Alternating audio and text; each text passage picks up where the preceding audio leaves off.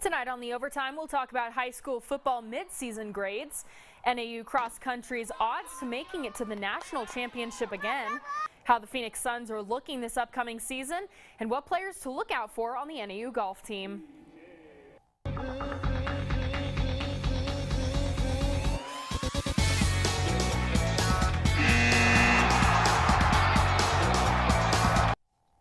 Welcome to The Overtime, Northern Arizona's only sports show. I'm your host, Kaleigh Emery. Thanks for tuning in. And joining me tonight is KJAC sports manager, Mr. David Ahumada. Glad to have you back in the studio again, David. Oh, always happy to be here at the OT, Kaleigh. We got a lot of sports to talk about, so let's get right on to it then, shall we? Oh, I agree. Well, to start the night off, we're talking high school football. Now, here in Flagstaff, we've got Flag High and Coconino. Both teams have had their ups and downs. We're at the halfway point in the season, so David, what would you grade the Eagles and the Panthers? The season has not been kind to either the Eagles or Panthers in this season of transition. Again, fans of both schools need to remember that both squads are adjusting to brand new schemes and coaching staff, so the idea that either were going to be world beaters was a stretch. Right now, though, Cocoa has had the better season due to their 2-1 record in the district. Flag High has 2 district losses so far this year. And I don't know if I can give either of them a letter grade quite yet, considering the circumstances, so I'll just give them an I for incomplete for now, Kaleigh. Yeah, you know, I think you said it all. The team's struggles have been showing on the field, but I think that growing pains are too much for both teams for that. And Cocoa gets a C+, and for their record, and I'm going to give Flag a D.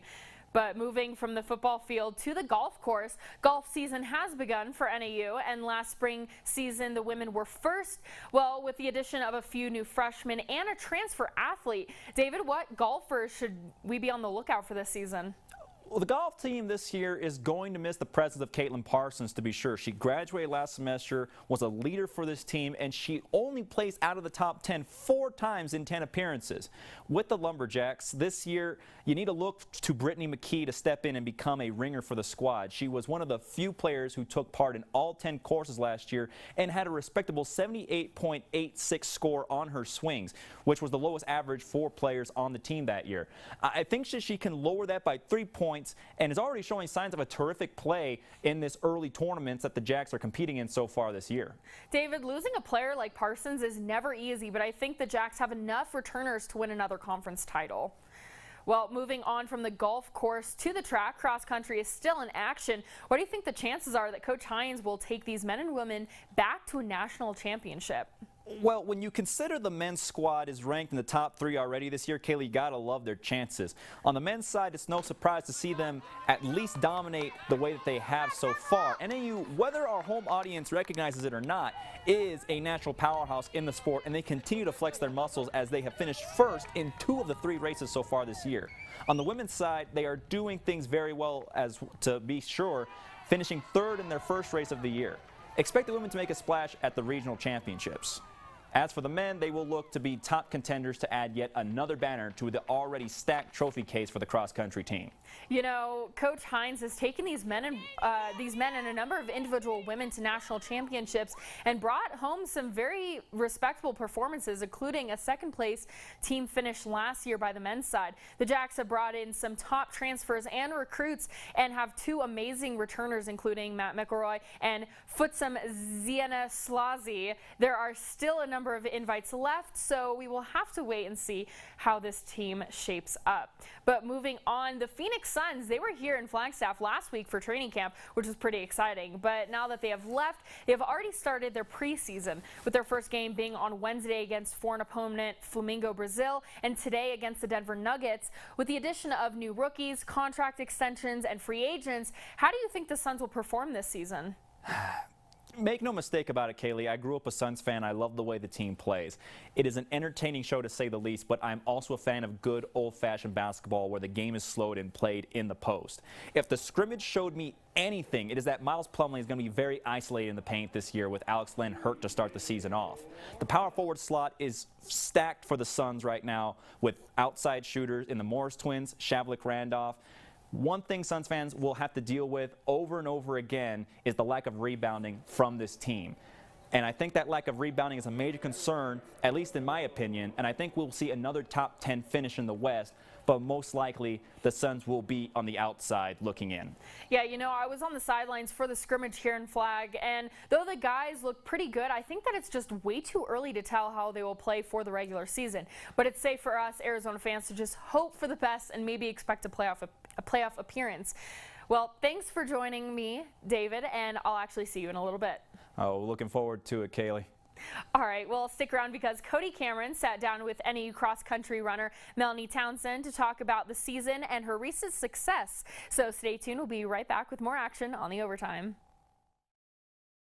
Welcome back to the Overtime. Last weekend, the NAU cross-country team was at the University of Washington for the Washington Invite, and with a number of invitationals left for the season, the cross-country team will most definitely be staying busy. Sports reporter Cody Cameron sat down with runner Melanie Townsend to talk about the NAU cross-country season and how things are looking for the breakout NAU runner. Thanks, Kaleigh. In the studio with us today hanging out is Melanie Townsend, women cross-country star. Melanie, welcome to the set. Thank you for having me. So, Melanie, you arrived at NAU in 2012 for the school year from Australia. What were your biggest challenges coming to America from Australia? There wasn't actually too many challenges. I found that Australia and America are pretty similar, like culture-wise, and the people were very welcoming, my teammates and my coaches. And for the first 2 or maybe even 3 weeks, my parents came over here and settled me in, so they were there for all the initial shock of being in a different country. But all in all, there wasn't too many challenges. I really enjoy America. Very cool. So in Flagstaff, the elevation is 7,000 feet. And from a running standpoint, how long did it take you to get used to the climate and elevation of Flagstaff? It took me a long time to get used to the elevation. For my first year, I struggled to run like over 45 minutes. I thought I was going to die. But I stayed here my first summer, and that's when I really started feeling comfortable with the altitude. I felt like I could run very strong over a long distance, and the climate wasn't too bad. I sort of, knowing that I was coming up to 7,000 feet, I expected there to be snow and there to be wind and all that. So I was prepared for that. It was a shock, but I got used to it pretty quickly, and it became something that I expected. Now, Melanie, you started off your sophomore season very strong. You actually ranked the women's #1 runner.